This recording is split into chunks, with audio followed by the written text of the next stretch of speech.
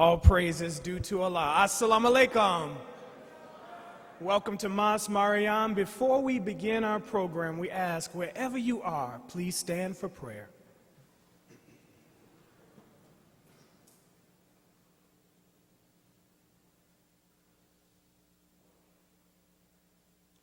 Surely I have turned myself to thee, O Allah, trying to be upright. To him who originated the heavens and the earth, and I am not of the polytheist. Surely my prayer and my sacrifice, my life and my death are all for Allah, the Lord of the worlds.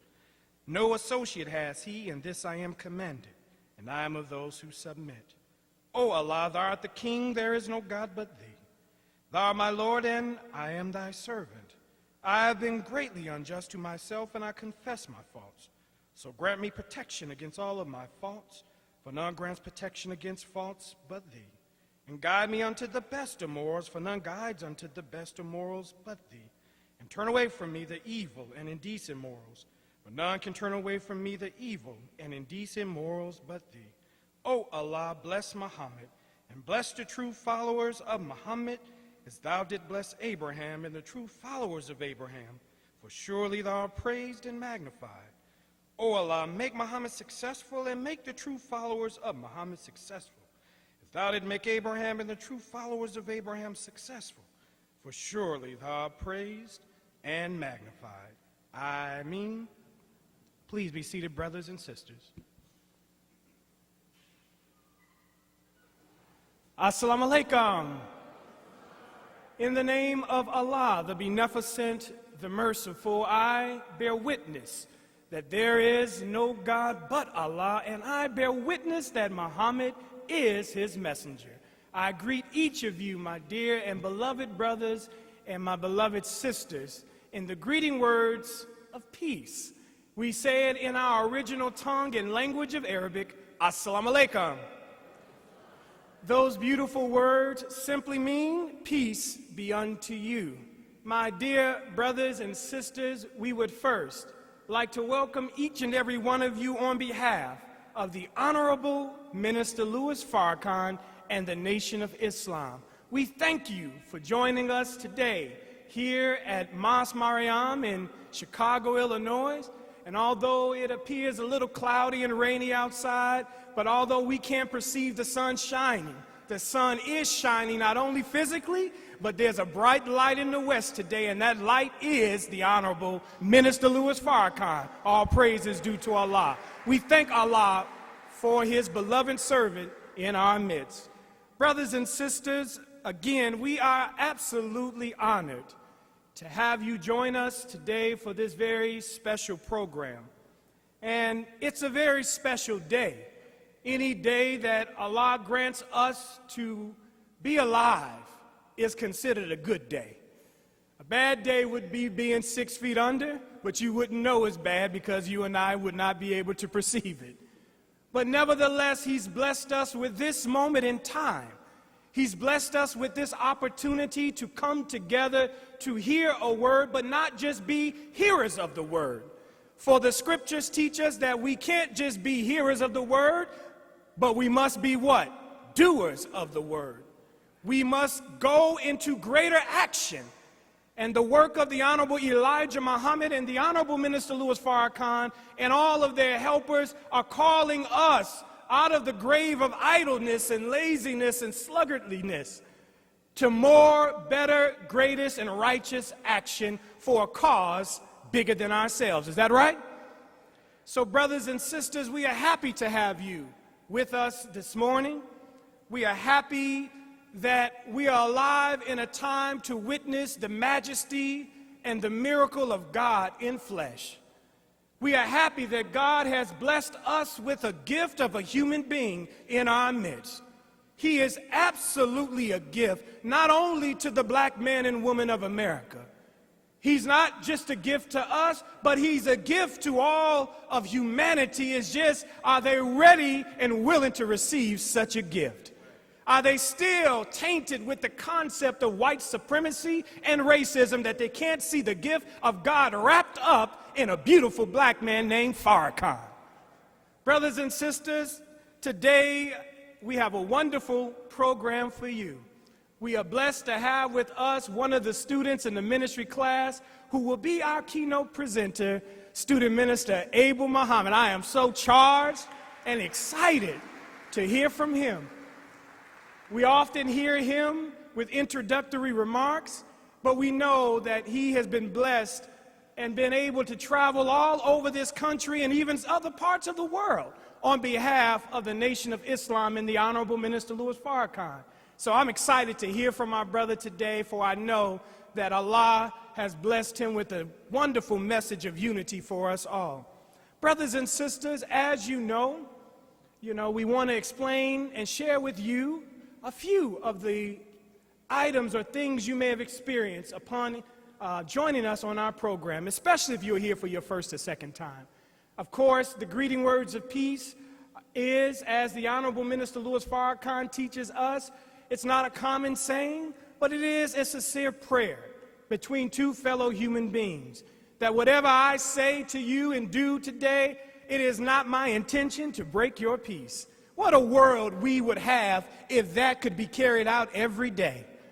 But we start with the concept, the idea, and even the word, and now it is our job to carry out the action of peace.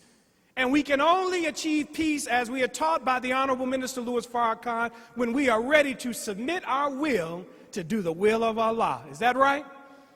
So, brothers and sisters, we are honored to have you, but also, as we mentioned, whenever we are blessed to wake up for another day, to see another day of light and the majesty of Allah's creation, to be able to see our family members, to hug them, to speak with them, that is a blessing.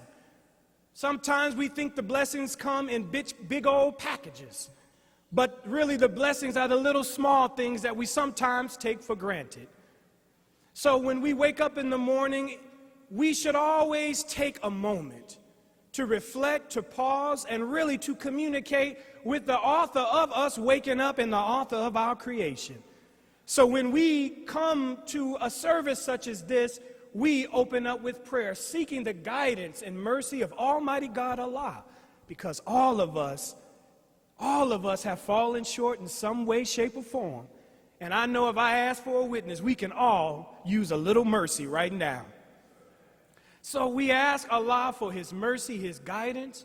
And as Muslims, we pray facing our holy city, Mecca, but the Christians and Jews also have a holy city in that eastern area known as Jerusalem, which happens to be the Muslims' third holiest city. We face that direction of the east because it is where Allah has raised up His many prophets and messengers to share with us divine wisdom, revelation, warning, and guidance. But I am so thankful because I wasn't born in the East, I was born in the West. Little black boy from Chicago, Illinois.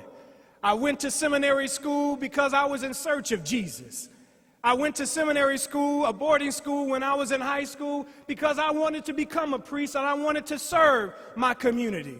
But little did I know that I would leave that place not even knowing Jesus, and I joined the Nation of Islam, and I got directly acquainted with the Jesus in our midst today. All praise is due to Allah. I'm not caught up in the name Jesus, but I'm more interested in what is the work of a man named Jesus. And I have come across a man that has opened my eyes when I was blind. Oh, I wish y'all were listening. I have come across a man that has unplugged my ears when I didn't want to hear the truth. I came across a man that stood me up when I was sitting watching TV and eating Cheetos all day. Does that sound like anybody in here? Okay. I came across a man, not by my own accord, but by the grace of Allah.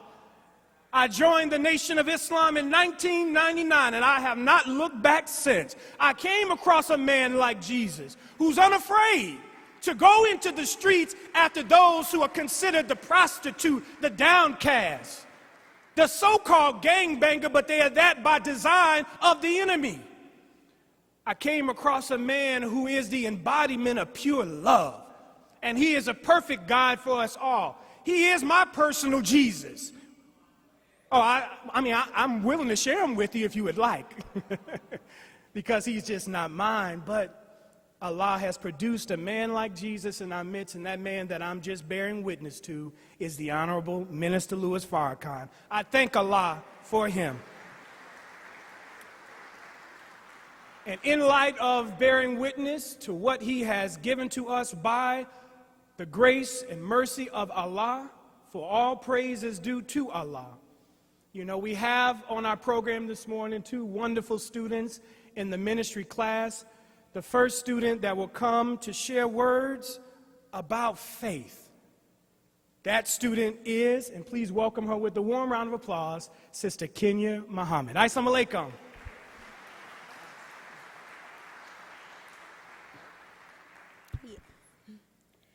In the name of Allah, the Beneficent, the Most Merciful, I bear witness and I thank Allah for his coming to us in the person of Master Farad Muhammad. And I thank them both, and I thank him for raising up for us one as a bearer of witness to his power, the Most Honorable Elijah Muhammad. And I thank them both for the Honorable Minister Louis Farrakhan, for his love and dedication to those 2 has and continues to be a mercy and a blessing to us all. It is in their names that I greet you all in the greeting words of peace and paradise. We say it in the Arabic language, Assalamu alaikum. Of course, I have to thank the Honorable Minister Louis Farrakhan for, of course, giving me this opportunity to speak, but also being a living bearer of witness to the word that he teaches. And I also thank Student Minister Ishmael Muhammad for giving me this opportunity as well. As of tomorrow, I am an 18-year-old college student, a sophomore in college. All praises due to Allah. And the older that I get, the more experiences that I have, and really, the more trials that I endure, I'm growing to realize certain things. Even if those certain things are just me realizing that what I had been taught all of this time was indeed the truth, and I should have listened from the beginning, I'm growing to realize certain things. Of those things, something that has become very evident to me lately is the power of faith. What and who we put our faith in is very important because that dictates the quality of our lives. It literally determines how high or low we will rise. And I felt like I was just saying a poem. Anyways, if you put your faith in a job, for example, or money, then you will never experience real success because the money is there now, but one day you may lose that job. And now you're back to feeling empty because we put our faith in the wrong thing. If we put our faith in just our husbands or our wives, that is just as bad. We're all imperfect. I repeat, we are all imperfect, and because of that, we will disappoint each other. And depending on how bad the disappointment is and how rooted our faith is in them making us happy, then we're back to feeling empty because once again, we put our faith in the wrong one. The Honorable Minister Louis Farrakhan said that the fabric of faith leads the faithful to obedience. He says that's how you can tell whether you really have faith. If you have faith, well, what do you have faith in? Well, I have faith in my husband, you say. But who does he have faith in? Well, I have faith in my wife, he says. Well, I feel sorry for you if that's your first base of faith, because neither your husband nor your wife created you. The minister says neither your mother nor your father created you.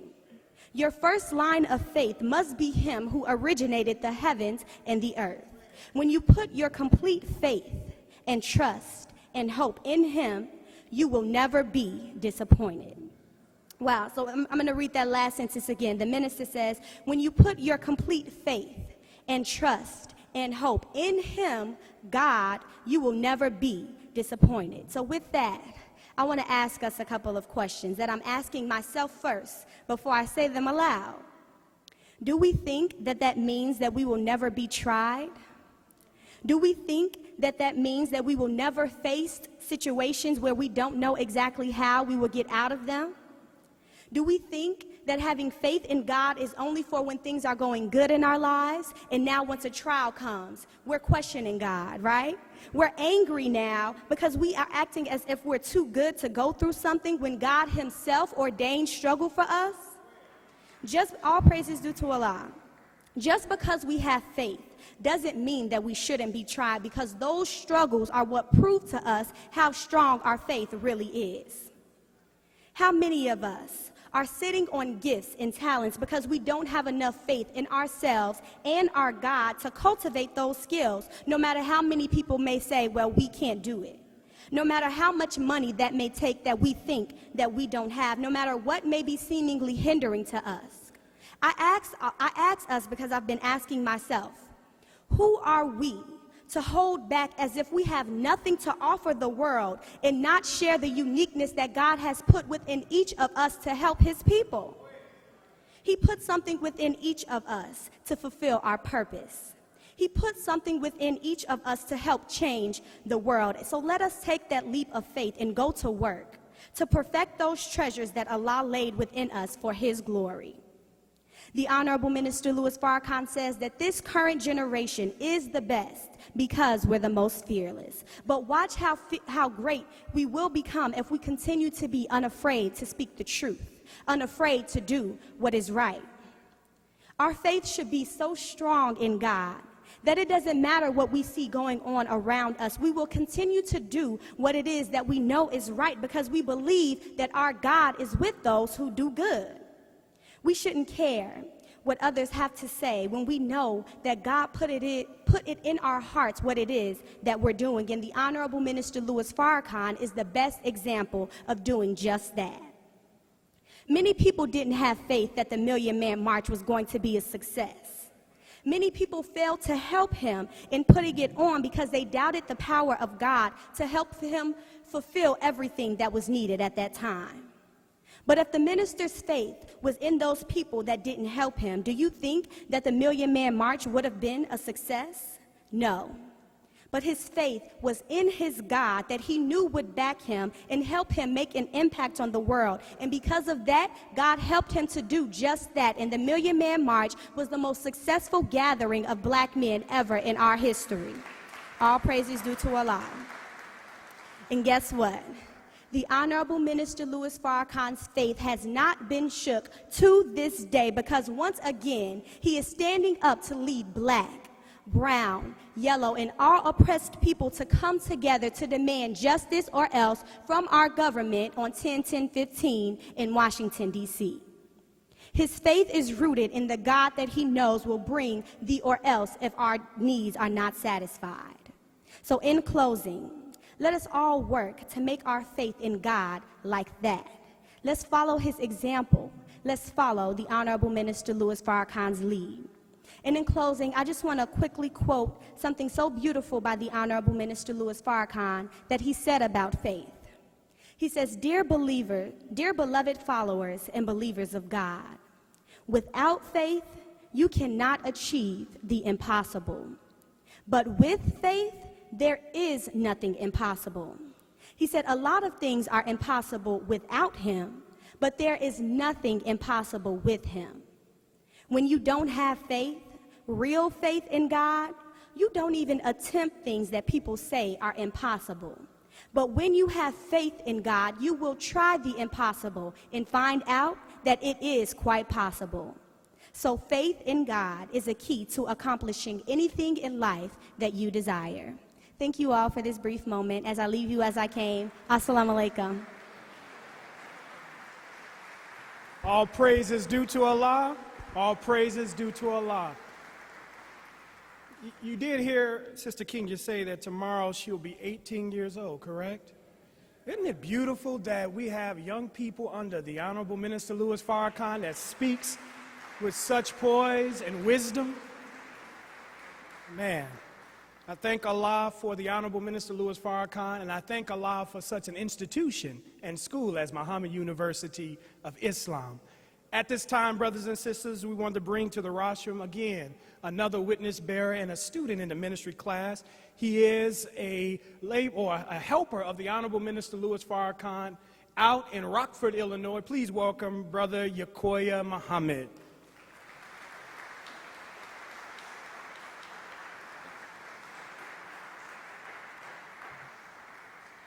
Assalamu alaikum. In the name of Allah, the Beneficent, the Most Merciful, all praise and honor is due to Almighty God Allah, who came to us in the person of Master Farid Muhammad. We can never give him enough praise and thanks for raising one from among us, one who has been despised like us, suffered like us, but is now overcome and serves as a living Messiah to us all, the Most Honorable Elijah Muhammad. But we can never thank those two men enough for leaving an extension of their mercy and grace, with leaving us truly the boldest, the baddest, the most courageous black man I have ever laid my eyes on. That is your brother and my brother, the Honorable Minister Louis Farrakhan. All praise is due to Allah. It's in their holy and righteous name I greet my brothers and sisters at our headquartered mosque here in Chicago, Illinois, in the nation greeting words of peace and paradise of Assalamu alaikum. Like Sister Kenya, I too want to thank the Honorable Minister Louis Farrakhan and his National Student Assistant Minister, Brother Ishmael Muhammad, for just giving me a few brief moments to bearing witness of what Islam is doing for us. I don't know about you, but I'm kind of excited to be on the team of the last man standing. You know, all praise is due to Allah.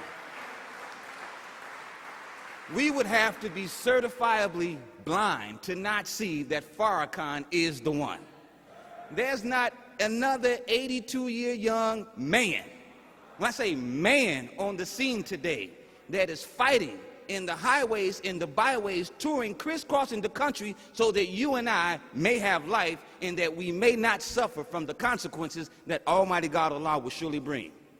So in the book of scripture of Hosea, it says, my people are destroyed for a lack of knowledge, because thou have rejected knowledge.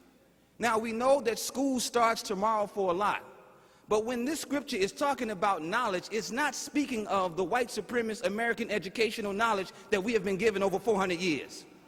It's speaking of our rejection of divine knowledge, because the school system, as many say, is the public food system, has been teaching us to be certified, qualified slaves for white supremacy. The goal of white supremacy is to make us into slaves. The Honorable Elijah Muhammad said in Message to the Black Man, we were not brought here to be citizens. We were not brought here to be respected as human beings. We were not brought here to be given equal justice under the law. We were brought here to be slaves. It was the same in 1555, and the idea is the same in 2015. All praise is due to Allah.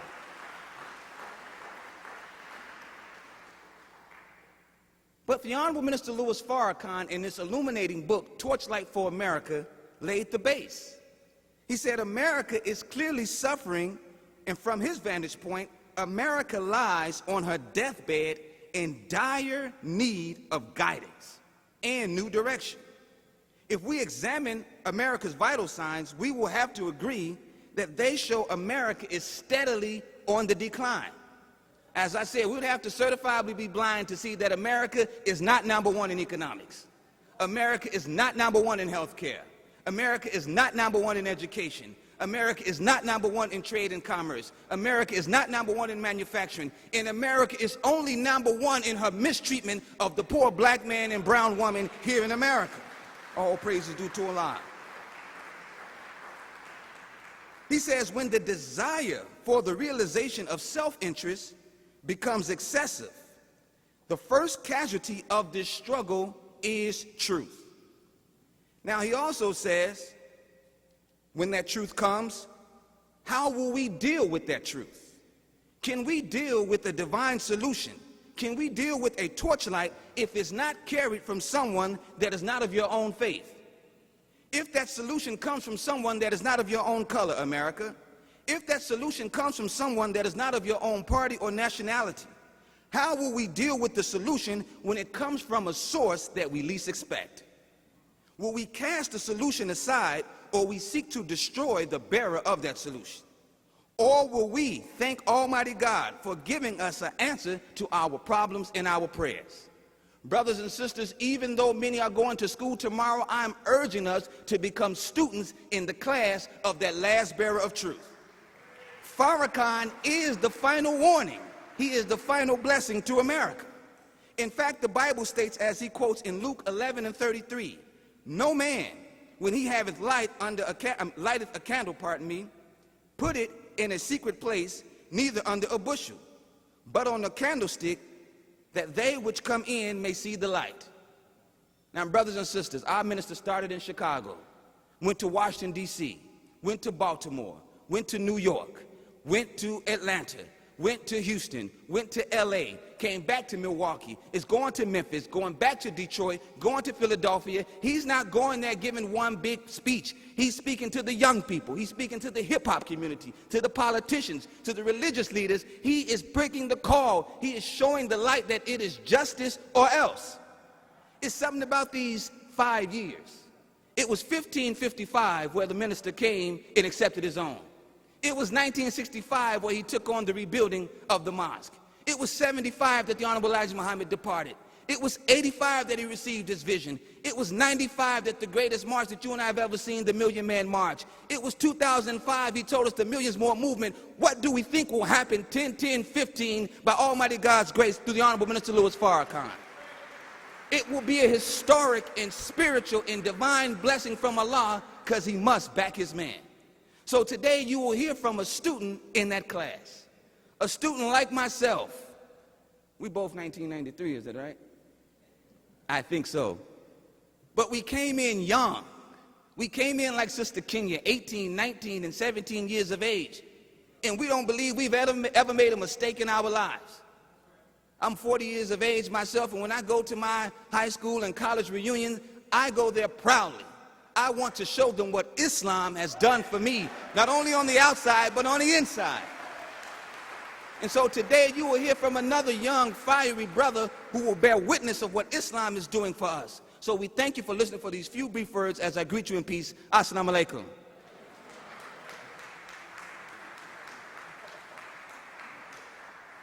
All praise is due to Allah. Let us give Sister Kenya Muhammad and Brother Yakoya Muhammad another round of applause.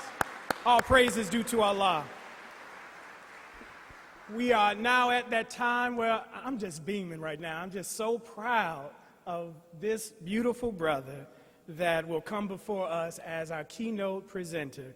He joined the Nation of Islam in January of 1998. He beat me by 1 year. That's all right, it's all right.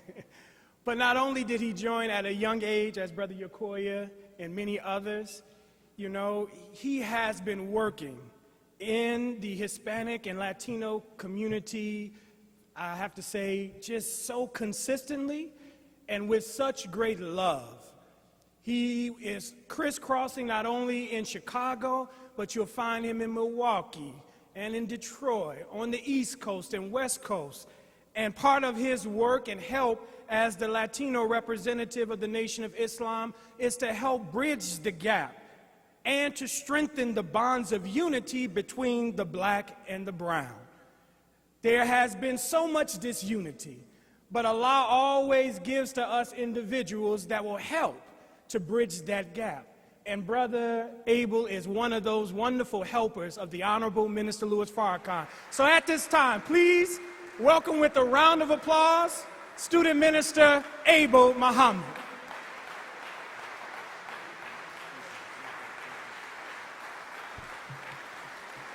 All praise is due to Allah.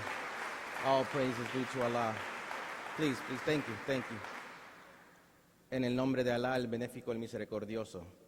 In the name of Allah, the beneficent, the merciful, I bear witness that there is no God but Allah, who came to us in the person of Master Fard Muhammad.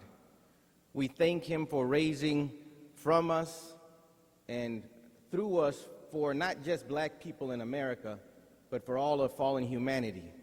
The great teacher and eternal leader of the Nation of Islam, the Most Honorable Elijah Muhammad. I never saw the Honorable Elijah Muhammad physically with these eyes. But when in high school, I was introduced to hip-hop music, and I heard a voice on a cassette tape by a brother from the West Coast named Cam, and he was talking about God judging America. And I wanted to go find out who that man was. And that search to find that man led me to the Nation of Islam, where I found him, and that man is my teacher, and the man I hope to represent to you today, the Honorable Minister Louis Farrakhan. It's in their names that I greet you this morning in the greeting words of peace, which we say in the Arabic language. Assalamu alaikum. I'm anxious to get started, but I wanted to first start by thanking the Honorable Minister Louis Farrakhan and his national assistant, Minister Ishmael Muhammad, for the great honor and privilege and responsibility of representing this word this morning to you. I want to really thank, of course, my teacher, the Honorable Minister Louis Farrakhan, but student Minister Ishmael Muhammad, who has been my great friend, brother, and mentor for all the years that I've been studying Islam and not just a member of the Nation of Islam, because it was his teaching that at the time when I first heard him, I didn't know he had been raised in Mexico. I didn't know he was a son of the Honorable Elijah Muhammad. All I knew was I loved what I heard from him and the spirit I felt from him, which was representative of the spirit of his teacher and father, both spiritual and physical, the Honorable Elijah Muhammad and the Honorable Minister Louis Farrakhan. So it's with great honor this morning that I'm not going to take a long time, but I wanted to hopefully speak to you this morning on this subject, if it is the will of Allah. The black and the brown united. Same origin, same enemy, same destiny. All praise is due to Allah.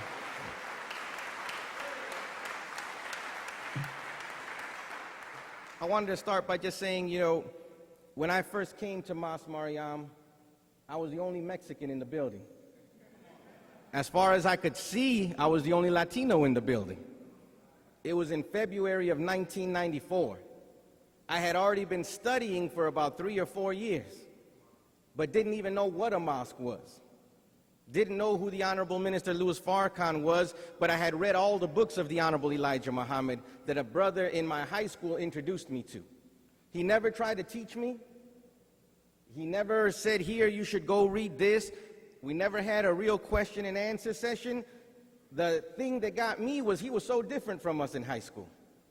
I went to a predominantly black high school in the city of Chicago, but there was a nice number of Mexicans and Latinos in the school at Whitney Young High School, and he sat with us, the only non-Mexican sitting at this table with 3 Mexican brothers. He was upper grade, and he was so different. He didn't always wear a suit and bow tie, but he didn't wear jeans and T-shirts every day. He looked so clean and different until one day I saw a big stack of papers on his desk. And I looked and peeked on the top, and at the top it said, "The Final Call." I didn't know what that was. I didn't even notice the title, to be honest. What got me was the headline. The headline said, "Treatment for AIDS Found in Africa." And I remember thinking, that can't be true. I would have heard about it on the news if it was true.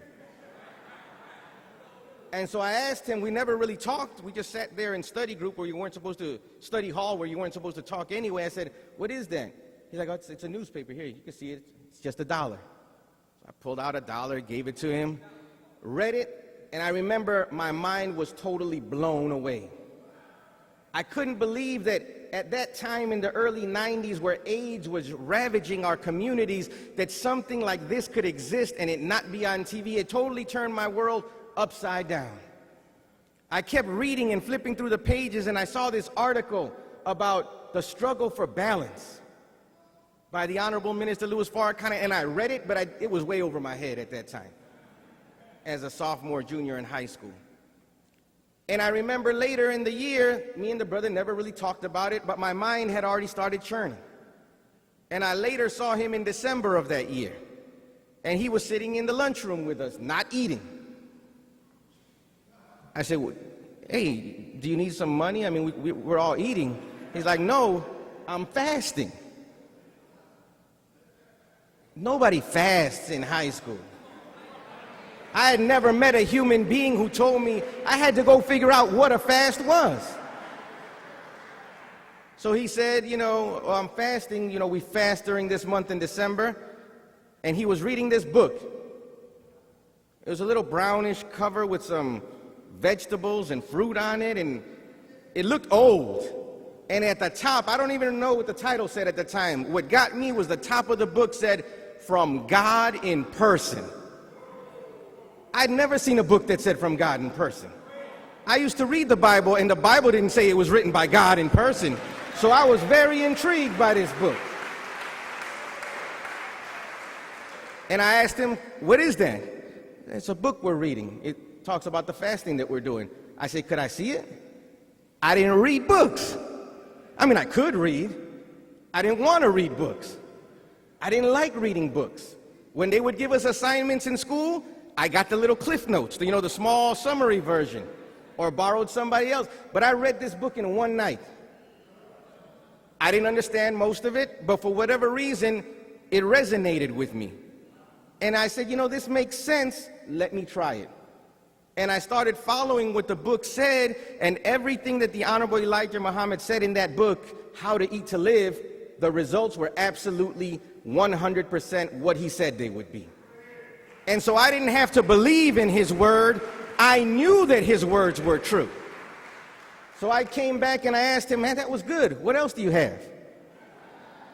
And he said, "Well, probably you ever read Message to the Black Man?" "No." "Can I get it?" He's like, "Well, I can't lend that one to you because I never get it back." So he said it would be $10. I gave him $10. I took it home and read it over the weekend.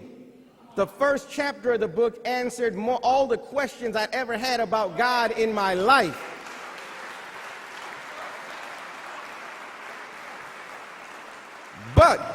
But, it said black man, and I'm Mexican. So I said, well, this is good, but where's the part about Mexicans? Where's the part about Puerto Ricans? Where's the part about Hispanic and Latino people?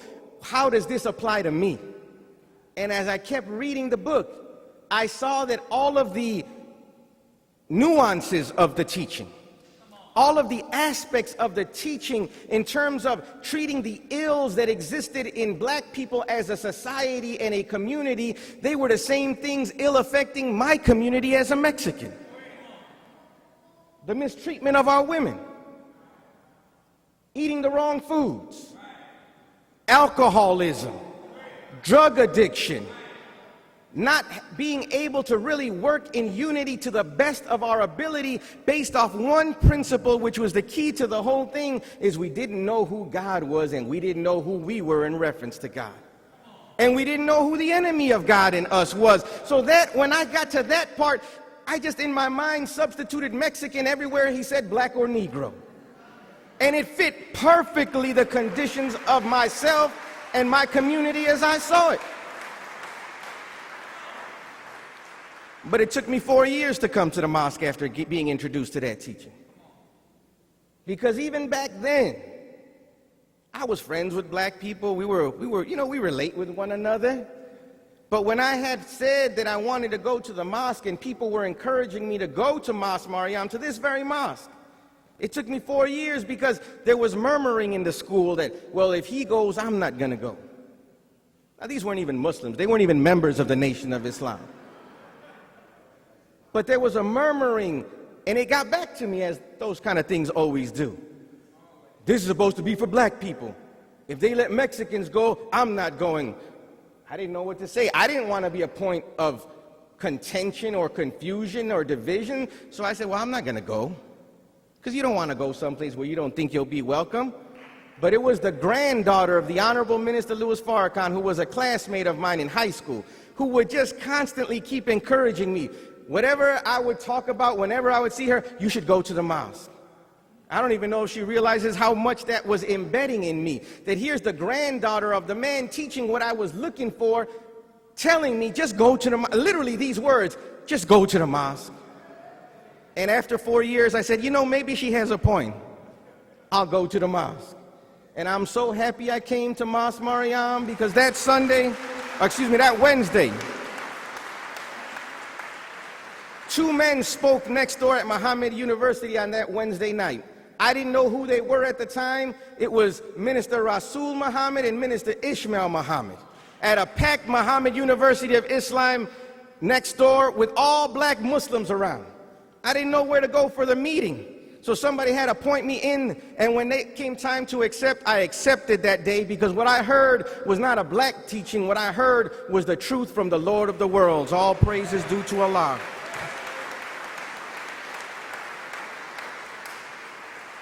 And I'm saying all of that because what many times keeps us from doing what we want to do, what we know is the right thing to do, is confusion and misunderstanding.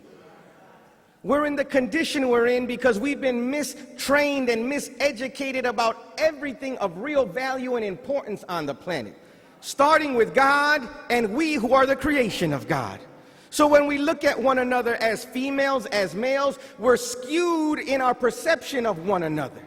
When we look at one another as black and brown and red and yellow and even white people, we're skewed in how we perceive one another based off of how we've been misinformed and mistrained and miseducated in this world. And that's why the teachings of the Honorable Elijah Muhammad, in particular as they are taught to us by the Honorable Minister Louis Farrakhan, are so key. Because they give us not some suit to put on, not a garment or some way of thinking to put on in an artificial way. That truth cuts to the core and essence and root of who we are and brings us out and raises us up so we can see one another as we are, which is brothers and sisters from the one creator of the heavens and the earth. That's our origin in the world. I didn't become a member of the Nation of Islam to become black. I didn't come to become Mexican. And guess what? Those men are not raised up to make you and I black people. They're raised up to teach you and I what is the acceptable way to be submissive to the will of God. And in order to know that, we have to see an example of obedience to the will of God. All of these labels, Mexican.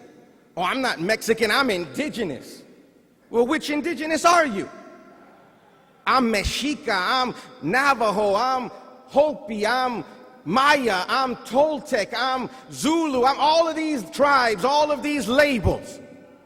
Oh, I'm Christian, I'm Muslim, I'm Jew, I'm Mexican, I'm Puerto Rican, I'm Ecuadorian, I'm Guatemalan, I'm from Haiti, I'm from the Dominican Republic. That's not our origin in the world. And we go to extremes when we learn the truth because we're imbalanced when we first get up. So now we're so proud. Well, I'm from Turtle Island, and I've always been here. Oh, I'm from the Caribbean, and that's where I'm African, and it's the root of civilization. Well, yeah, but wait a second. Because before it was Africa, we were on the planet. Before there was Mexica, before there was Toltec, we've been here a long, long, long time. You can't find our origin, teaches the Honorable Minister Louis Farrakhan, anywhere on the planet. We come from he who originated and started the planet. So you can't go to a piece of land, to under the ocean, to the stars, the moon. You don't find our origin in any of that because we are the origin of all of that.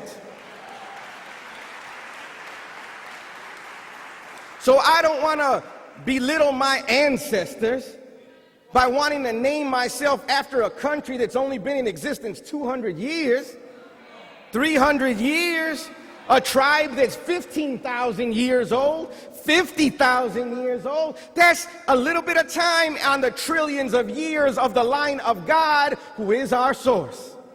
So we have to first go to the root. Our root is not in our nationality. It's not in our color. It's not in our language even. It's in our beginning, and our beginning is one. We are the original people of the planet Earth in all of its hues, all of its colors. Origin means the point or place where something begins or rises or is derived. A person's social background or ancestry. Well, most of us know our immediate ancestry, and we claim our origin from that ancestry. But what a disrespect to start with Puerto Rico when our ancestors were before Puerto Rico. What a disrespect to start with Maya when our ancestors were before Maya. What a disrespect to say I'm Olmec and cut off the life of the root of the Olmecs and where they originated from. We don't want to be disrespectful to any of them, but we have to go to the root, because in the root we can find the base of our unity. You and I are of God. I can't define myself by his creation. I have to define myself by he who created you and I. So we're here this morning to let you and I know we're not black, we're not brown, we're not red, we're not yellow. Those things are made things in the last few thousand years. We were created from the originator of the heavens and the earth. And as long as you and I keep seeing ourselves strictly tied to a small land mass and not realizing that the universe belongs to us, we will never see one another as God has created us to be. All praises due to Allah. I know people wanted to hear, they always talk about how black and brown are one people. Well, there's no need to talk about that. All we got to talk about how there's only one originator. So if we can get to the originator, then everything that came from the originator is just a branch from that root. So the Honorable Elijah Muhammad said he's teaching us root knowledge. We don't have to waste a lot of time on the branch, but it's important. So I want to give you a little something. The Mexican people, specifically, because that's who I come from, but all Latin Americans, we are really a people, even though we have common culture.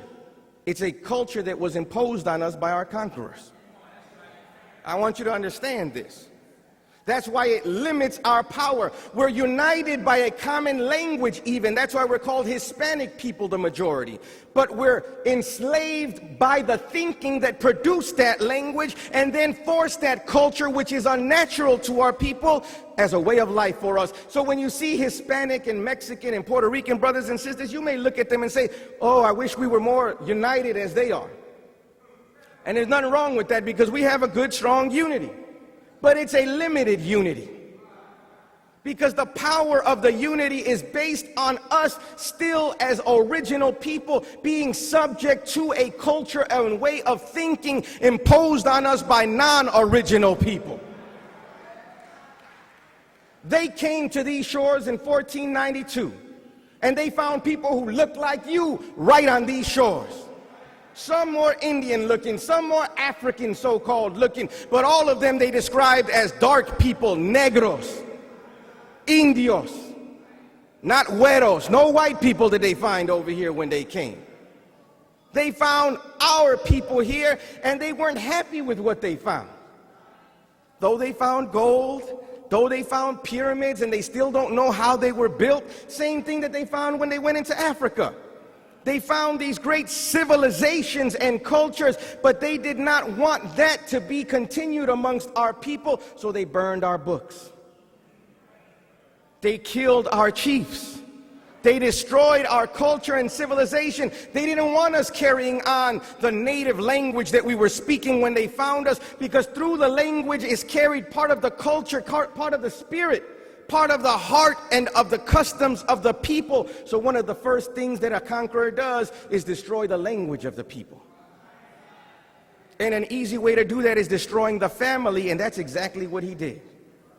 Read the narratives of what they did to the people in what's called, or what was called, Hispaniola, which is today Haiti and the Dominican Republic.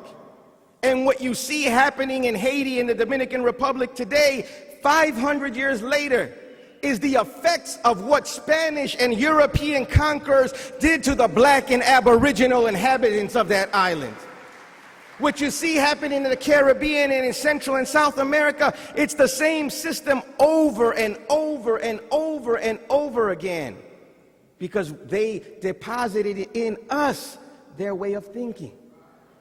So now you have lighter-skinned so-called Indians hating darker-skinned Africans, when all in both of their backgrounds, those people have been mixed for centuries and even for millennia now. But why are we now hating one another based off the color? It's because somebody taught us to perceive that color differently than we ever had before. As long as we've been on the planet, there's shades and hues to us. It's natural. If you move to the north, there's less sun. Your shade is going to change. Heck, living here in Chicago, what happens in the summertime when you go outside? We go a few shades darker, don't we? Then in the winter, we get lighter again, and lighter and lighter, and we're begging for spring to come again so we can get some of the pale off of us. And we're doing all of that because it's bearing witness that the nature of the way that God set up this world, His creation, it's set under certain laws, and we're not fit to judge those laws. Those laws are there for us to understand His creation and thus understand Him better. Caucasian people didn't do that to us when they found us. They didn't come seeking to understand us. They came seeking to destroy us and take from us what they saw as valuable and leave us in a servitude and docile position. Everywhere you go in the world, the darker we are, the lower we are on the socio-economic ladder. If you and I go into Mexico, same thing. They don't even want to acknowledge the presence of black people in Mexico.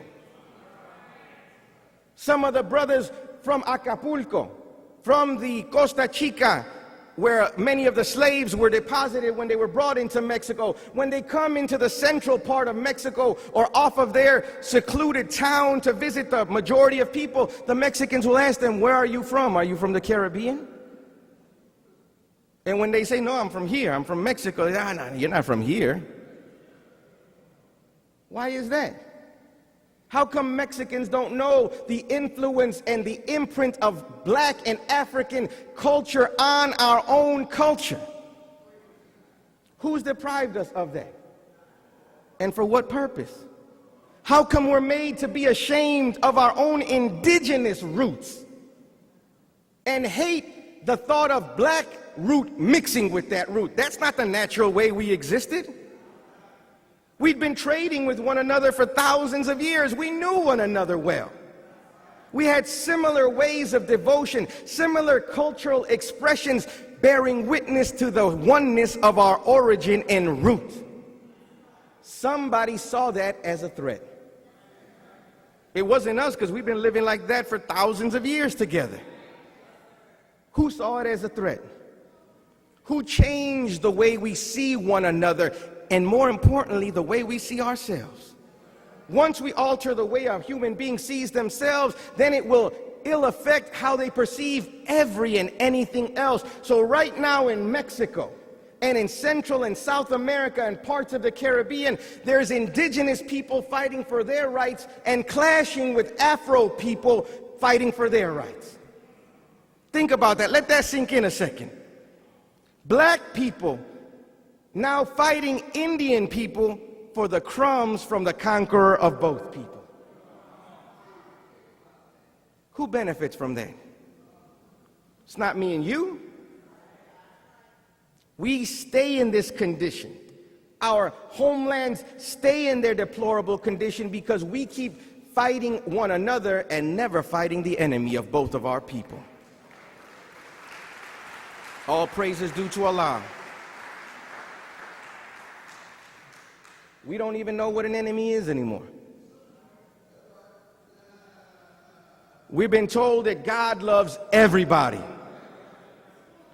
And we, naturally loving God, want to be like God. We think we have to love everybody. That's a good teaching if you want to make somebody docile and a slave. But it doesn't match up with the God of the scripture of the Bible or the Holy Quran. When we look at that God, He doesn't love everybody. Or maybe He loves in a way that we don't understand love. Because His love is not accepting of everything and anything just because. And He has the best right to judge everything because He's the creator of it all. So when He looks at a thing, He's measuring it and knows the nature by which He created it and can best and is best qualified to see, is this thing lovable or not? The moment he creates it, he already has a disposition towards it based off of the nature by which it is created, so he knows how to act and behave and treat it based off of the reason that it was created. You and I don't think like that. We used to. We've been mistrained and misinformed on who and how to love and what love even is. We think love is softness. We think love is, this immaterial thing that emotionally allows us to smile at everyone. And if somebody slaps you, present them the other cheek. We think that's love because we were taught that's what Jesus said. And Jesus is love because he's the embodiment of the Spirit of God that is love. But they only told us partly about Jesus. And it's not by accident that in Latin America and amongst black people in particular, Jesus is loved and is sacred and something that we just can't talk about in a negative way. Because we know and understand that it's something deep about that man. We may not understand all of it, but he represents man to us in a perfect form that we want to try to emulate. Why do you think you had so many friends named Jesus? That didn't just fall out of the sky. Somebody was thinking and had such love for him that they wanted a child to hopefully reflect that on some level. So we have the right name, we have the right word. We're looking at him from different perspectives, but what we don't want is perspectives, we want the truth.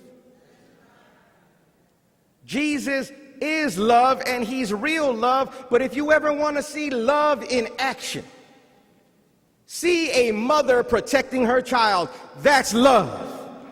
And that is not always soft and docile and everything goes. That's love in action. If you want to see real love, look at a wide awake man protect and defend his women and his children. That's love in action. That's love that has been recognized and is now trying to be fulfilled. We as original people, black, brown, red, and yellow, we've been deprived of even knowing real love by an enemy. We thought our conquerors and slave masters loved us. That's what allowed us to stomach their abuse. We loved them for giving us nothing. Because when they gave us nothing, it was better than when they gave us a whooping. When they gave us nothing, it was better than when they beheaded us and spread us apart and let dogs ravage our babies and eat them alive. See, nothing was better than the something we'd become accustomed to from this enemy. And so to cover their identity, they had to make us misperceive ourselves, and in not seeing ourselves, we could never see them or anything else for what it truly was. An enemy is a person who is actively opposed or hostile to someone or something, a thing that harms or weakens something else. Keep that definition in your mind and look at your and my life. When we've hurt one another, it's not because we're enemies of one another, it's because of circumstances. The enemy set up those circumstances to weaken us. We have to deal with the fact that we have an enemy. And no one has ever wanted to point him out to us. That's why I fell in love with the Honorable Elijah Muhammad and the Honorable Minister Louis Farrakhan. Because we can talk about circumstances and situations all we want to. But until somebody has the courage to point out the truth and expose it to the light of day, then that weed will keep choking the life out of that which is trying to live. And they were unafraid to tell you and I, not in a silly way, who our enemy is. He identified him spiritually and scientifically in the word devil. That's not just a spiritual term, it's a scientific term.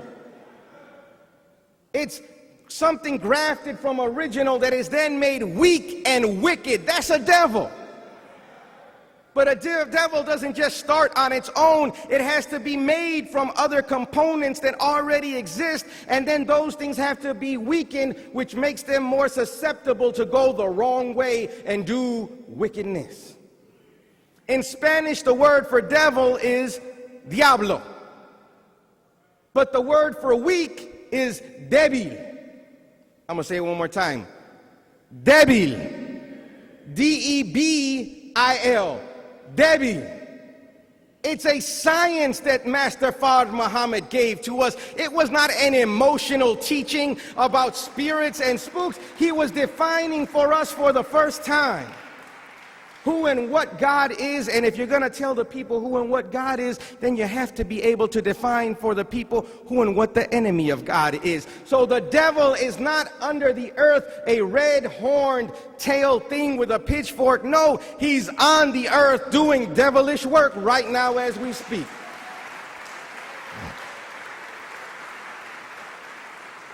Everywhere Caucasian people have interacted with us, they found us strong.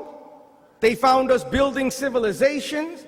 They found us with science and technology. I'm going to say that again. Technology and teaching and wisdom and science and mathematics. And everywhere he went and has left his imprint on us, we're no longer in the same condition. We used to rule this part of the planet. Do we rule it today? Who did that? You weren't even in this part of the hemisphere. You were over across the ocean, ruling. Who brought you here? Are you as strong as you were over there? Are the tribes better today than they were before they met this enemy that came amongst us? By definition, he has done his job. He's weakened us. And in weakening us, it wasn't enough. He had to maintain us in a weak position. So he gave us a way of thinking that would benefit him and hurt us. That's the definition of an enemy. That, by definition, was him making us into devils amongst our own people. Weakening us from our original condition. Waiting for what to happen. We loved Jesus. We love that history. We love that prophecy because it's pointing us to one who will relieve all of the suffering. The enemy has worked to keep us divided from one another. So right now, if you go into Mexico, you'll see the darker people treated as strangers on the land. And it hurts because this is our family. This is the people of God. We had our own sacred science when they found us. We knew God. We knew science. We knew mathematics. We lost it once we encountered this enemy of God. And look at what has happened to the black man that was brought to the Western Hemisphere. They used your labor. They used your mind. They developed a system to try to make you into the perfect slave. But you know how they developed that system? By experimenting on us right here in the Western Hemisphere. The native people, the aboriginal people of the Western Hemisphere were the slave version 1.0. We're the version that they tested on, that they tried their theories on, and then they brought you from across the water, and you were the better version, slave 2.0. That doesn't make one of us better than the other. It's just letting us understand the difference in the degree of destruction and manipulation and their perfection of a process to dehumanize us as people.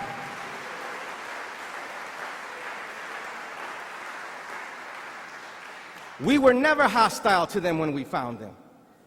We showed them friendship whenever we encountered them.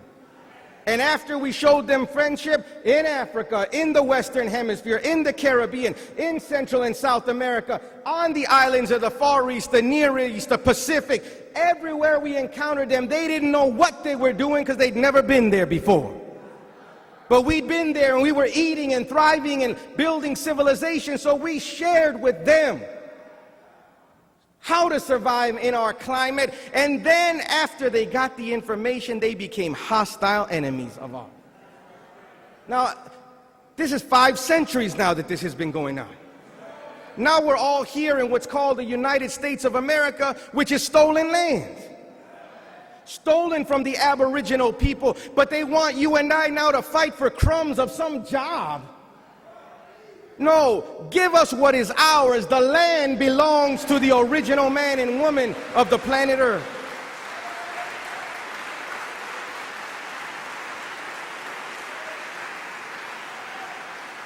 All praise is due to Allah. I want you to really know this. When I came as a Mexican, I searched everywhere in the books to find, where does he mention Mexicans? Because everywhere, if you look at a picture, what's the first thing you look for? Yourself. It's just natural, right? Nothing wrong with that. There was something wrong with that, because as black people, you were never taught to look for yourselves first. That's why the Honorable Elijah Muhammad had to so heavily focus on black. That makes sense, right? When you're talking to your child and they're a baby, you don't talk to them about the king of this place or that place. You're trying to get them to understand how they, as a sentient being, relate to the atmosphere and environment around them. And as they grow, then you can grow them in understanding. But first, you have to teach them about themselves. How to tie their shoes, how to change their clothes, how to wash themselves up. And then you can talk to them about higher things. But first, you start with the basic things, right? When he told us that this was a message to the black man, it was not to the exclusion of the rest of black society, to the rest of the black nation. This is what I really want to get over to you. The enemy has made us see one another as enemies of one another, because he knows in our recognizing who we are and whose we are, we would naturally unite with one another. And let me not be silly here. When we say unity, we're not talking about kumbaya. That's not real unity. You know what a real good example of real unity is? A man and a woman trying to stay married. That's a sign of real unity. And you notice I said trying to stay married. Because in that is our intention before God and the people to do what? We know we're different. We're different natures. We're different people, male, female, different shade, different culture, different families coming together now to create something new for the benefit of all of those people involved in the marriage. It's a beautiful sign of unity, isn't it? Any of us who are married, don't raise your hands. How easy is marriage? I mean, it has good times, for sure. If you stayed married, probably because there's some good times. But not all the times are good. And they're definitely not all easy. So if you notice in the vow we take, we say, for rich or poor. Those are extremes. Because it's easy when it's rich. You can kind of deal with stuff when you're rich. But when you're poor, that's another level of stress. So we're saying in good and bad times, I'm with you. Sickness and in health. See that? It's those extremes of life that test our commitment, our word, our will to want to come together. When we're talking about the unity of the black and the brown and the red, it's going to be tested by external and internal forces. It doesn't mean we don't have love. It doesn't mean our intention isn't good. But anytime you want to do something good in this old wicked world, we're going to be tested and try to see if we're true to our word and our conviction. So we're alive today by the grace of God in 2015 at the time of the unity of the people of God. Well, how do we know it's the time for the unity? Because there's a man, as was prophesied in Scripture, who's calling together all of the people of God in spite of our differences and cultural and religious expressions. This great man, the Honorable Minister Louis Farrakhan, is calling us to Washington, D.C. for 10-10-15, that 20th anniversary of the Million Man March. where nearly 2 million black men came together. I was one of those black men that was present in Washington, D.C. 20 years ago.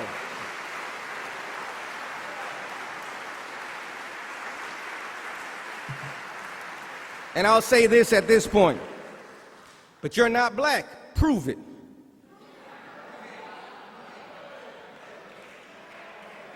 Elijah Muhammad said, the black man in America. I'm in America and I'm a black man. Prove that I'm not one of the members of the Asiatic black family.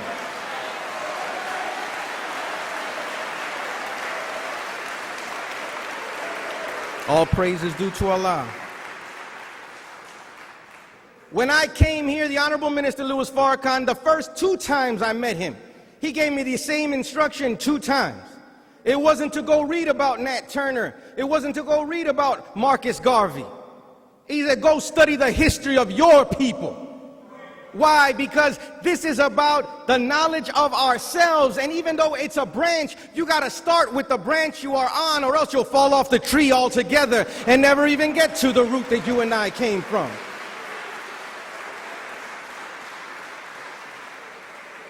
He made me fall in love with being an Indian, when I had been taught all of my life that it was something to be ashamed of. He taught me to love the fact that my skin is darker. Because in Mexico, dark skin is not favored, it's looked down upon. Dark hair, features that are indigenous and African looking, are looked down upon all over the planet. Nobody taught me how to love myself except for that black man from America, the Honorable Minister Louis Farrakhan.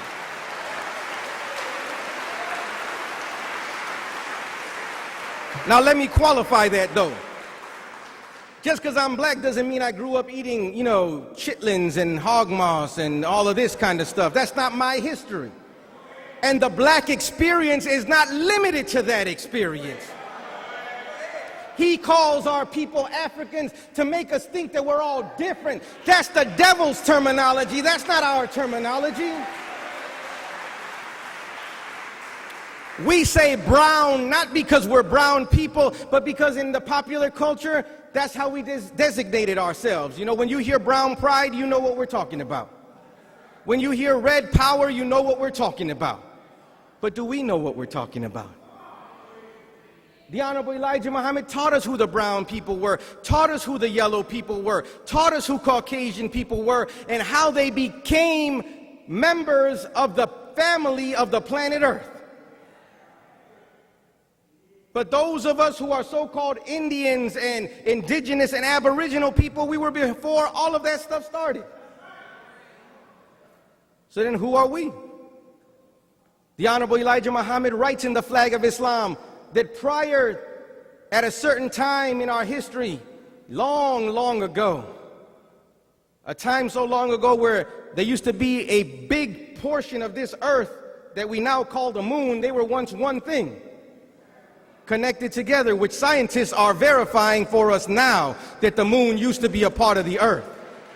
But he was teaching us this in 1930. He said prior to that, there was nothing but black people on the planet. He said race started 6,600 years ago.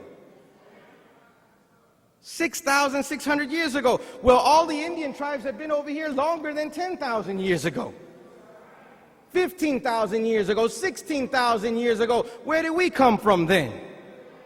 There's a hidden history that we have to become acquainted with, and that's why I'm so thankful for the wonderful wisdom and knowledge of that soul, Mother Tainetta Muhammad. I will always be thankful to Allah for her. All praise is due to Allah.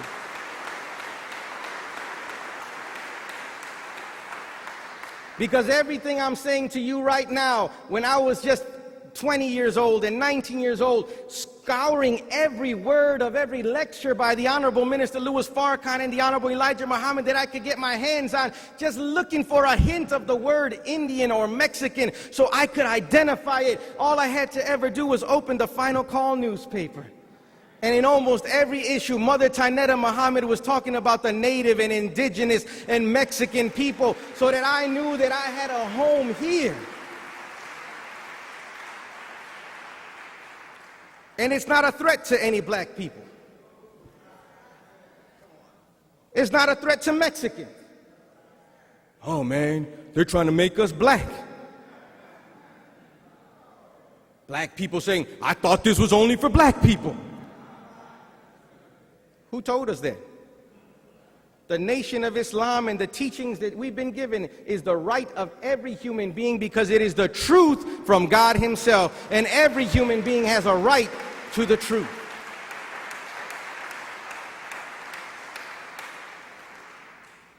When I came here, all I wanted was to know how I fit in. I never belonged to anything in my life. I joined nothing except for sports teams in my life. And I only joined them because I wanted to play, not because I wanted the camaraderie. I didn't need that. I loved God when I was little, like most of us do. I wanted to know God, and when I would ask questions, I was always shut down with that answer, you know. God is a mystery. I have an uncle who's an archbishop, lived in Rome, in the Vatican for about 2 decades. And he would come to Chicago every few years, and I would ask him at 12 and 13 and 14 years old questions that I wanted to understand about God, because it didn't make sense to me in my reading of the Bible and my going to church. And he would always tell me, well, there's just certain things we're not meant to understand, and it bothered me. Why would God make me want to know and then shut off a way for me to know? That didn't make sense to me. It seemed cruel, you know? But when I heard the Honorable Minister Louis Farrakhan, the first time I heard him on a cassette that I purchased, they gave me the wrong tape. But it was the right tape. Because the first thing he talks about on the tape is the Indians in Columbus. That's what I had been looking for. He said, Columbus, the poor fella, he got lost trying to find a way to the east, coming west, and he found some people here, and he said, oh, I'm looking for India, you must be Indians. He said, but they're not really Indians, they're the original people of the planet Earth. Once I heard that, I said, I've got to go and find out who I am. That's what the enemy has deprived us of, the knowledge of self. If we don't know who God is, then we can never properly examine who we are, because we don't know our Creator and why He created us. So He deprived all of us of that knowledge, and I'm thankful that in 2015 we can sit in Mas Mariam, and black people and brown people and red people and people from all over the planet today, they can listen to not a Mexican talk.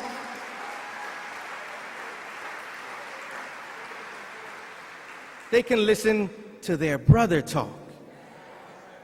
Because we're not here as Mexican Muslims, black Muslims. The enemy called us that. Now, I don't want to diffuse it too much. I love the fact that now I see the value in blackness, because all of my life I had been taught to condemn it and look down upon it. Why do you think our world is in the condition that it's in today? When you see the people uprising in Mexico, it's people who look like your children. The so-called mestizo mixture of the Spanish, the Mexican, or the native people, and the black slave whose history they want to erase. And that's why I am eternally grateful for the Honorable Minister Louis Farrakhan. Because if we can't see the value in the black man and what he has given to the world, then we really don't do anything but pay lip service and a false reverence to the so-called indigenous and aboriginal people, because we all come from the one root. And I'm not afraid to let the world know that my teacher taught us who the one root is. It is the Asiatic black man and woman of the planet Earth, of who we all come from. All praises due to Allah. I'm saying that because I'm called a traitor by some of my people, who do nothing for nobody. But I'm a traitor because I want to tell the truth as I believe it and know it. Well, if I'm a traitor for telling the truth, then what are you with what you're doing, which is nothing for nobody?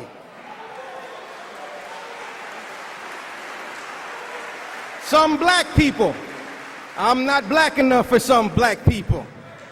And you and all your black talk sit in a room on the internet tweeting and trolling people, and people are dying on the street where our leader takes us out into. How dare you judge any of us? All praise is due to Allah.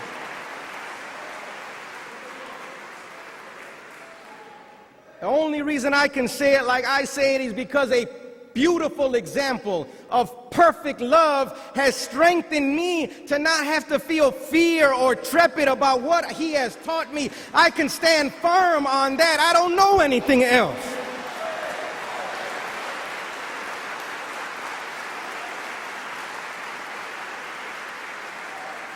I have no other teacher. None. Other people I love and admire, I see value in them, but I thank God that I met the Honorable Minister Louis Farrakhan. Without him, I would have no purpose in my life. Do you know how valuable that is as a young person to have found a purpose and then have time to develop and try to work your purpose? And that purpose is to help my people see their purpose. And that's the threat that the enemy is so afraid of. That Minister Farrakhan can point out to Native people, to black people, to red people, to yellow people, and in particular to the youth who don't even know who the man is and weren't even born 20 years ago at the Million Man March. There are children born for the Messiah. I'm going to rephrase it. There are children born for Farrakhan.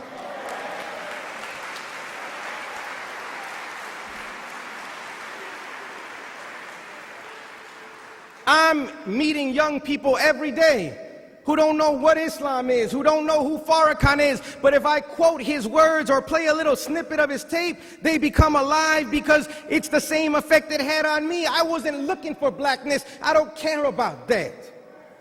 God didn't promise to come and make us black. He promised to come and raise us up to be the perfect rulers of this world and its new civilization. And that's not limited to our color or our gender. So the enemy, look at what the enemy does.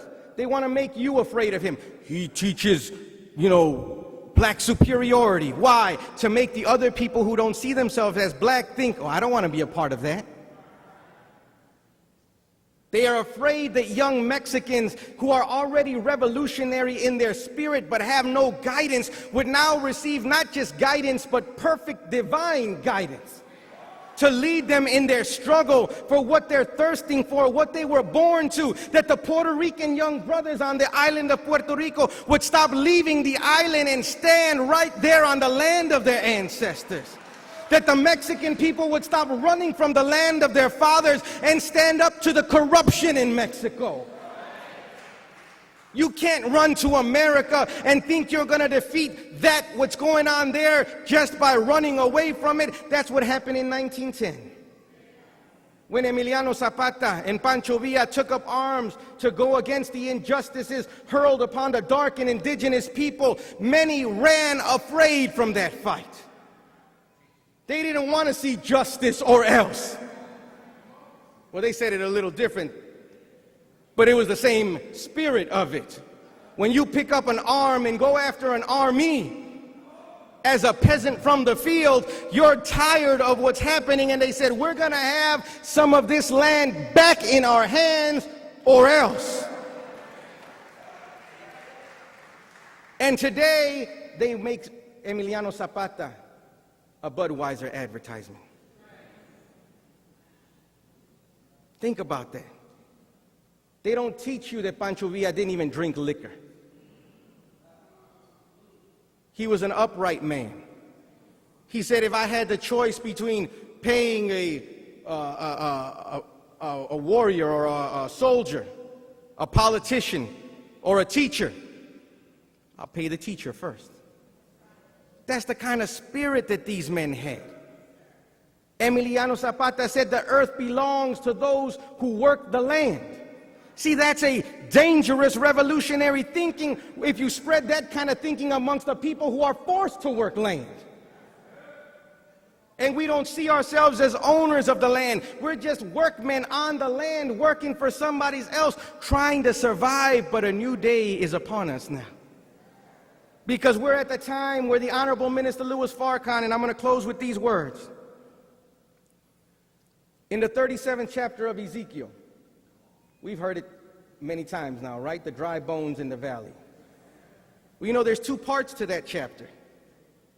The first part is the Son of Man being put down in a valley of dry bones. And he is told to prophesy to those bones, and then those bones stand up an exceedingly great army. But it doesn't fix the problem. So he's sent back again to them. And I don't know how many of you have ever read the whole chapter through, but after you get to about the 11th verse, into the 13th, 14th, 15th verse, you hear about the second aspect of the assignment of that Son of Man sent into the valley of dry bones. You can read it for yourself, but in words, he's given two sticks. Very significant. One representative of Judah and the children of Israel and his companions, and on the other stick, it's representative of Joseph, the stick of Ephraim, and the house of Israel and his companions. Now, if you know the story of Joseph, something peculiar happened with Joseph, didn't it? He was a brother from amongst the tribal leaders that was sold away into bondage. And according to the Holy Quran, when his brothers see him again, they don't even recognize him. Something must have happened to Joseph in that journey, right? I mean, most of us, we've seen our family. We may not have seen them for years, but if you bump into them again, you're like, I know you from someplace. According to the Holy Quran, they couldn't even recognize him. Something had happened to Joseph while he was in bondage. So there's a stick that represents a part of the tribes and the family that's in bondage, and then there's another stick that represents the rest of the tribes. I want you to listen real close here. And the promise is that this Son of Man, to verify who he is and the time that we're living in, not only does he first go and raise up an army of almost 2 million men, I think it says it like that in about the 6th or 7th verse. But after he raises up the army, he calls on winds to blow on them. And the people begin to suffer, so he's sent back into the valley with these two sticks as a sign that the two sticks become one in his hand. I want you to listen very carefully now.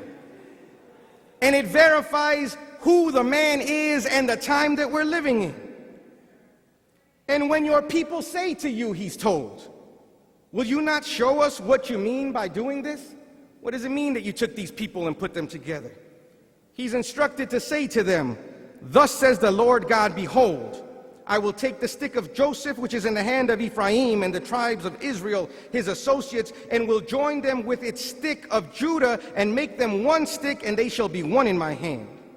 When the sticks on which you write shall be in your hand before their eyes, then say to them, thus says the Lord God, behold, I will take the children of Israel from among the nations to which they have gone, and will gather them from every side and bring them into their own land.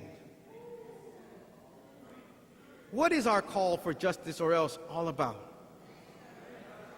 It's not about getting some check from the government. It's not about so-called illegal aliens getting immigration status corrected. That's not justice. Yeah, keeping families together, that's good, but that's not justice. Yes, not profiling black people, that's good, but that's not justice. Justice is giving us what God demands. Justice is correcting the wrongs that have been done to us on every side by the government, by the police, by the border patrol, and even by us to one another. We have to be the beginning of justice or else. If we want real unity, you and your wife, you and your husband can't have unity if we're treating one another unjustly. As a people, if we're treating our brothers unjustly, speaking ill and gossiping, can we have unity? If we, as Mexicans, keep thinking negatively of black people, can we have unity? If we keep thinking negative of ourselves, can we have unity?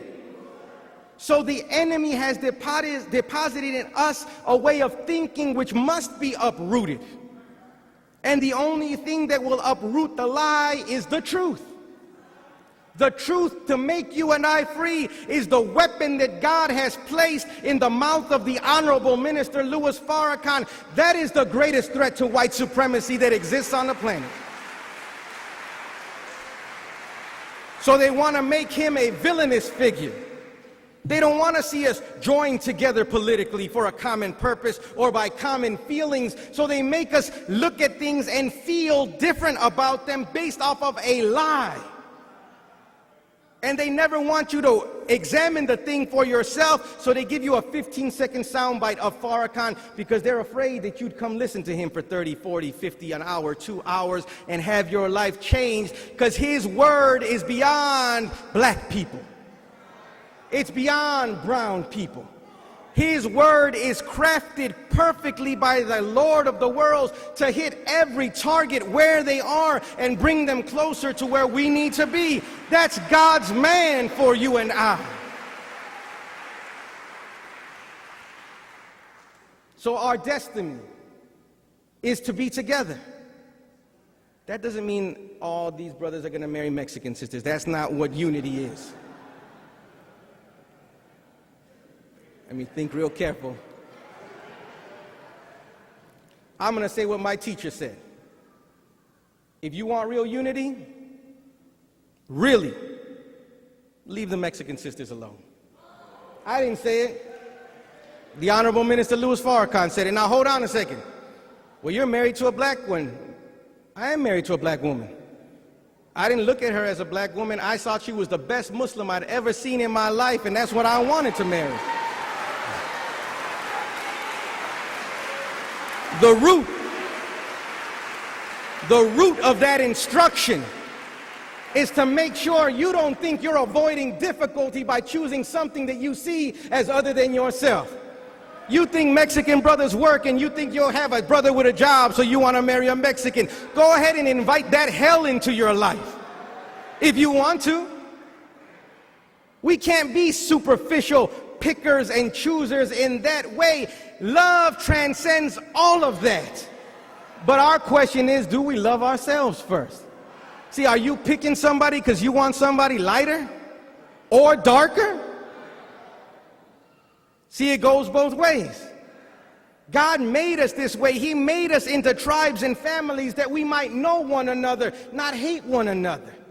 The basis of our difference is so that there would be knowledge gained from our unique perspective and experience, but we've become haters of differences.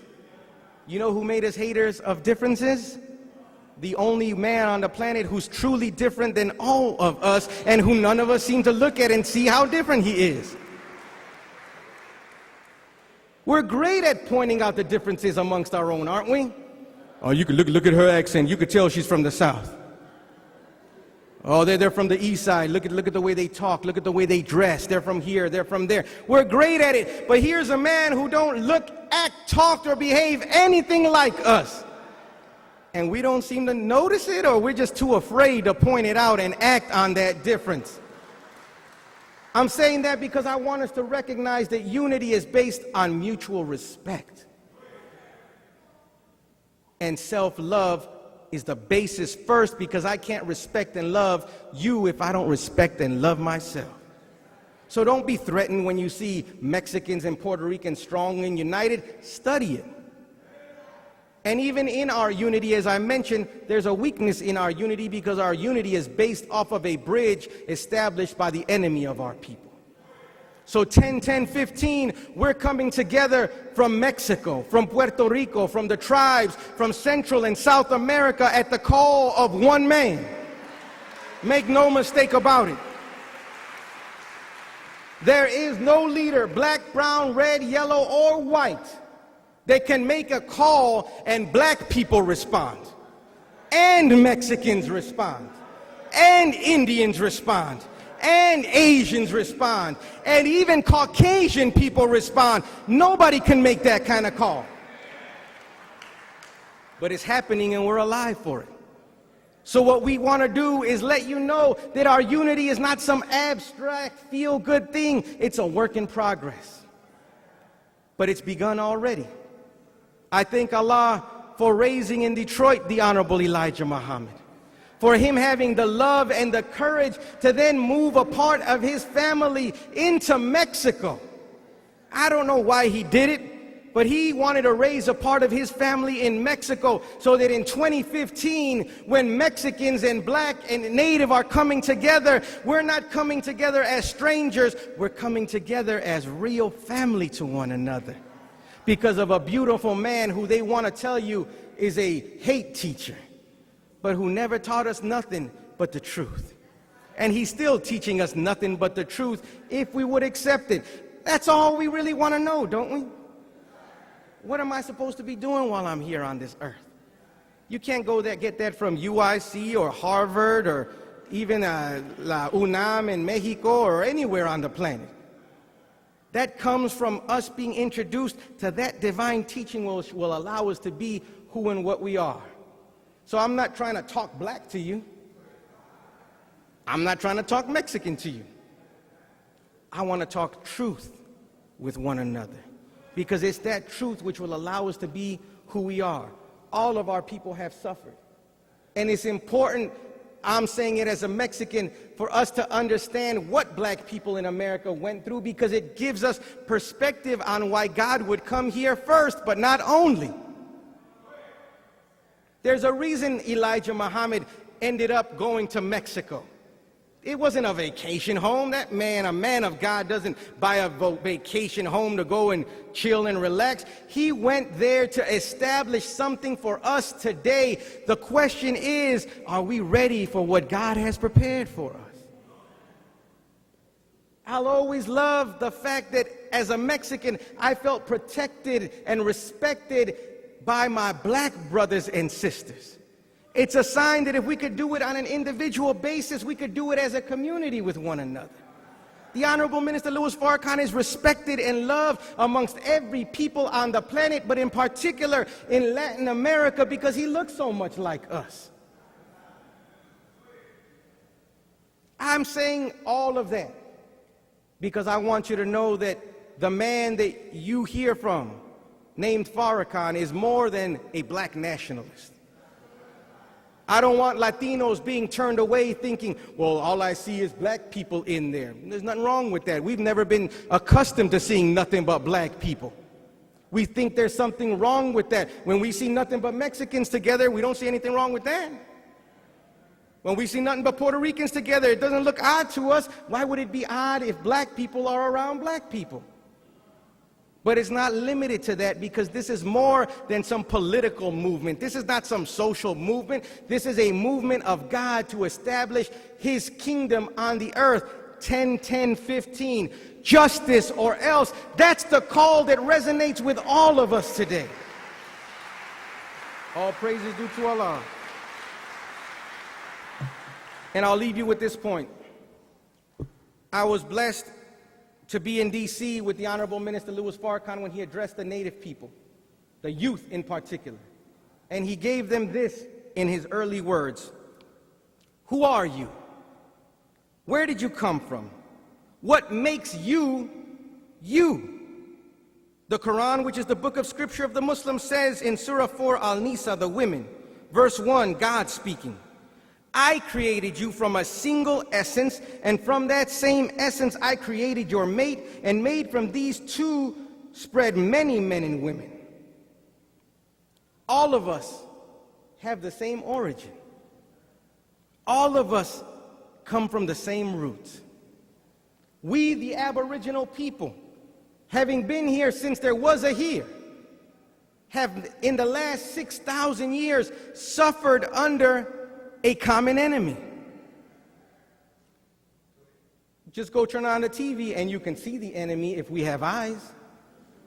Open up a history book and you can read about the enemy if we have eyes. Turn on the radio and you can hear the enemy if we have ears. Just look around and notice who's on top and who's on bottom. And that was not made naturally. That was crafted by a demonic mind and system designed to put you and I on the bottom. We've got the same origin. We've got the same enemy. What are we going to do?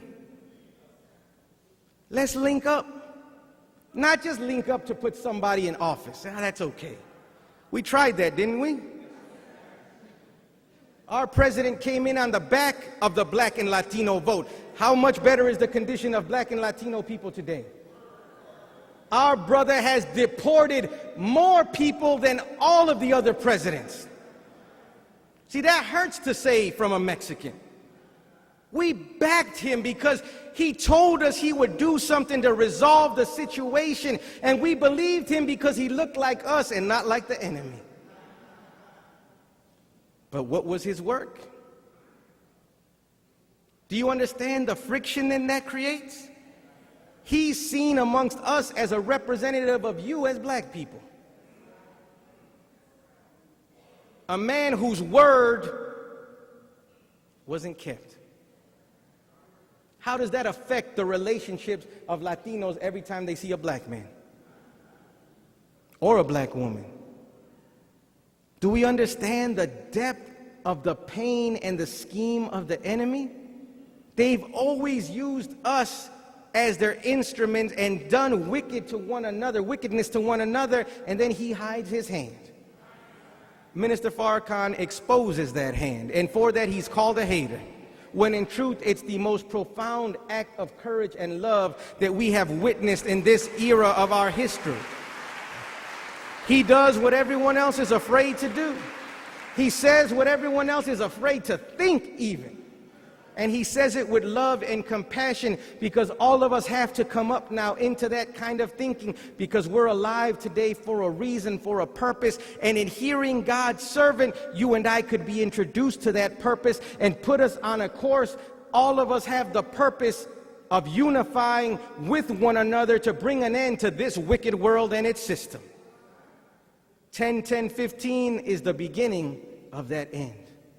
10-10-15 is the call. I don't want to say the call to arms physical. It's the call to arms of those who are armed with the idea and are willing to sacrifice ourselves on the battlefield of truth to be present with one another. Can't we come together? Do you see the suffering of Mexican people who have to come to a land that they don't want to be in? Isn't that easy for black people to relate to? You're in a land that you were brought to that your ancestors did not want to be in. Can't you understand the suffering of Latino people who are trying to keep their families together and not be separated on one plantation to the north from one plantation to the south? Can't you and I understand that? As Mexicans, we've never been taught your suffering, so we have to listen. And that's what the Honorable Minister Louis Farrakhan gives us insight into. We just look at you and your condition and say, man, that's a messed up people, without a history of understanding what happened to you. And they don't want us to know what happened to you, because we used to know what happened to you. And that's why in Mexico, when slavery was abolished, there was a southern line of the Underground Railroad that many black people went to Texas, which was Mexico at the time. And the Mexican government protected the black people from being put back into the slaveholders of the South hands, and the wicked government officials of the U.S. government, edged on by the Southern Confederate States, wanted to put a hurting on the Mexican people for keeping their property. That's how they saw it. And the Mexican people did not back down. They could have said, hey, we don't want any beef with you, America. Take them back. Why didn't they do it? See, these are questions we have to know on both sides of our equation. Mexicans have to know why we lost Texas, why we lost California, why we lost New Mexico. It's because of you. They refused to put you back in the hands of the slaveholders. because they said they're human beings and they have the right to live as human beings. And that was a threat to the American government. And so to punish them, they started the war, took almost 50% of the lands of Mexico, went and marched all the way into Mexico City and could have taken all of that as a punishment because they saw it as a threat. One of the political leaders said at the time, these Mexicans value black life, where they'll arrest us with white skin for going into their territory to take back what belongs to us of property. They wanted to make an example to the dark people that you cannot stand against us. It will be our way or we will crush you. And they took everything they could from us. And as a sign of good faith, they gave Mexico City back to the Mexican people. Do you think we've forgotten that? Too many of our children don't even know that. Too many black people don't know that. Too many Mexicans don't know how many black people were in Mexico because they were written out of the history. Because you became part of the family. You married Indian women because an Indian woman could not be a slave. So if you had a child from an Indian woman, the child would never be a slave. So mixture took place between our people, and Afro-Indigenous children were given birth to. And they were ostracized by the society, and they thought that to make themselves better, then they would have to marry somebody with lighter complexion and have a lighter child to better the race. This happened not only in Mexico, it happened all over this hemisphere. This is the psychological effects of not only slavery, but conquest. How do you heal people like that? You can't heal them with a march. You can't heal them with a job. We have to be healed with the truth.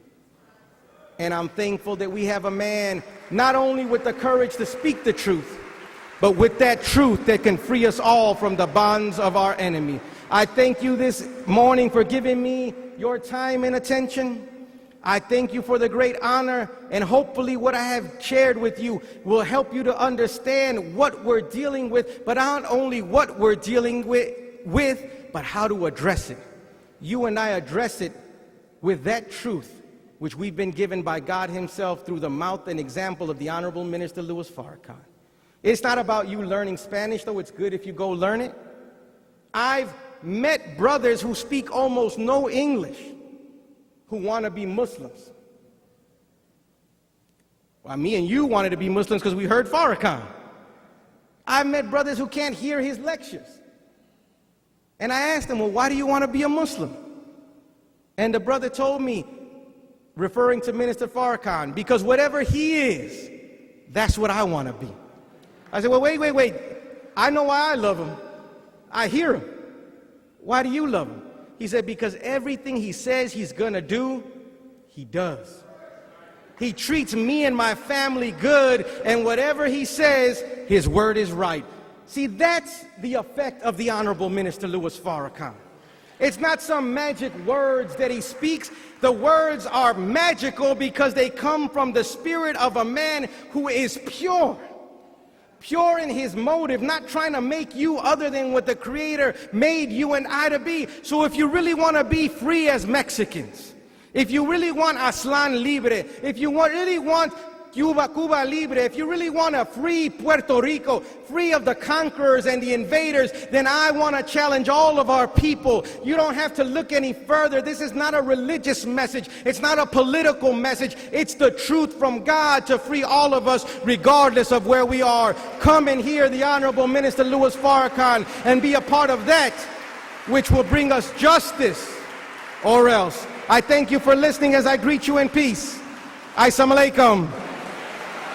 All praise is due to Allah. All praise is due to Allah. Allahu Akbar. Allahu Akbar. Allahu Akbar.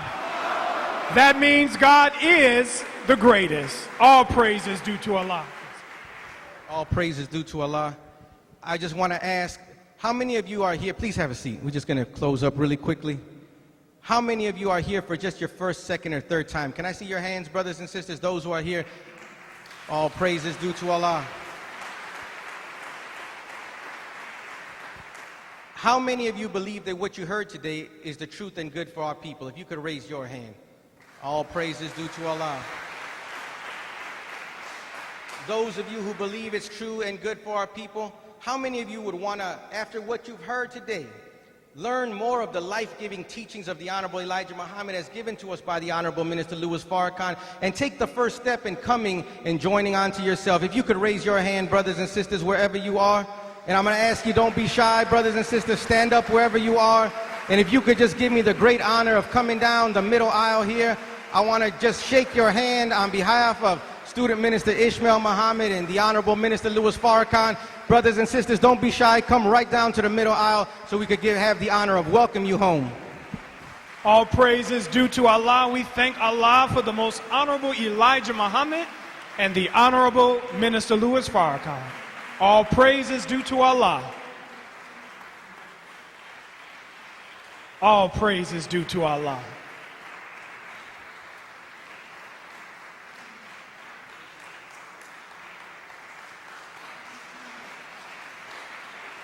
All praise is due to Allah.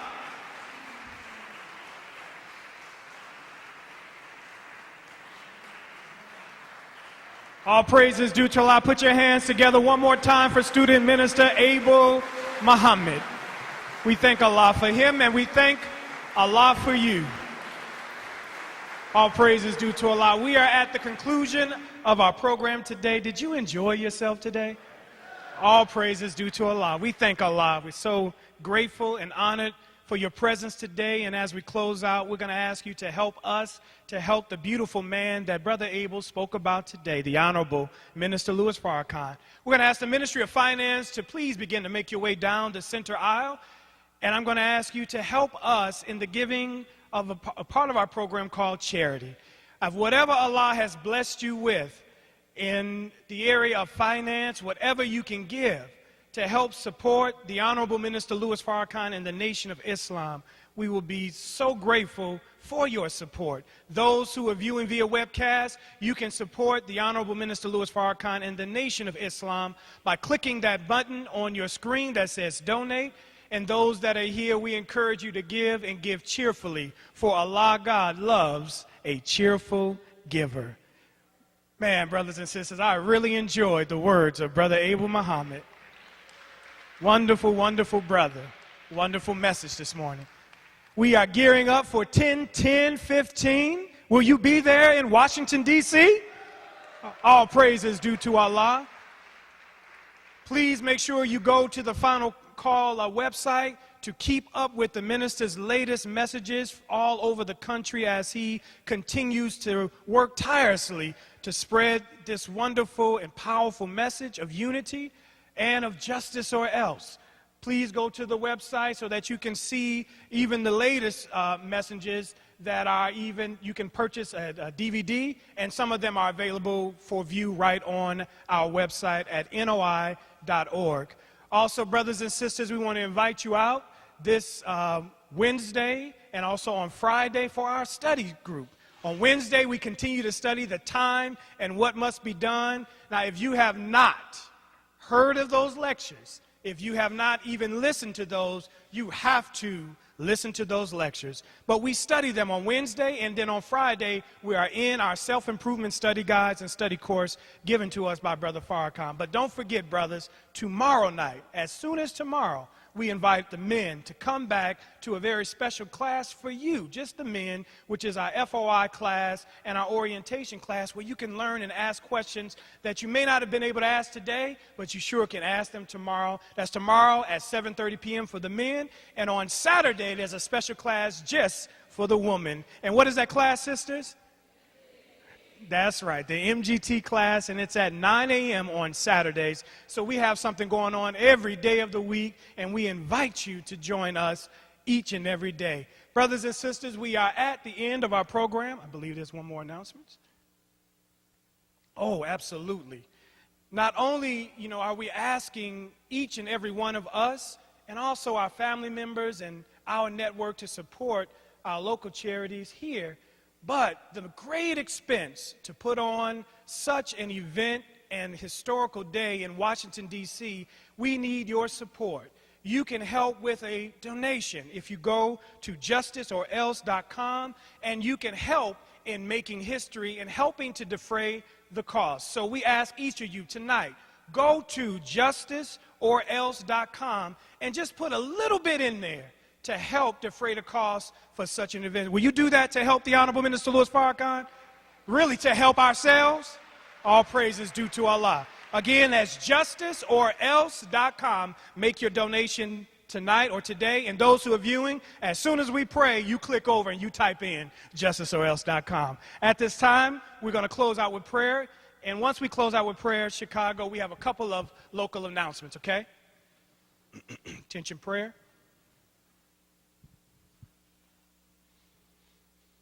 In the name of Allah, the Beneficent, the Merciful, all praise is due to Allah, the Lord of the worlds, the Beneficent, the Merciful, Master of the day of judgment in which we now live. Thee alone do we worship, and Thee alone do we beseech for your aid. O Allah, guide us on the right path, the path of those upon whom you have bestowed favors, not the path upon whom your wrath is brought down, nor of those who go astray. Ameen. All right. You can stay right where you are, brothers and sisters, and those who are viewing, may Allah bless you. Assalamu alaikum.